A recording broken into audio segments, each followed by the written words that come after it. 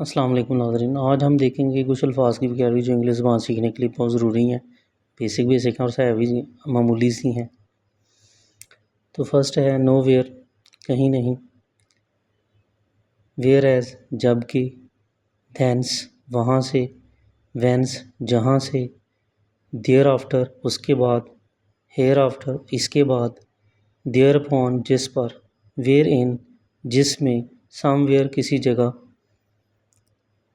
Elsewhere, कहीं और। Anything, कुछ भी। एवरीवेयर, हर जगह। नेक्स्ट है हुज़, किसका। हु, कौन। व्हाट, क्या। वाई, क्यों। माइट, हो सकता है। फ्यू, चंद। बोथ, दोनों। एज, जैसा कि। अगो, गुज़रा हुआ। अलॉन्ग, साथ साथ।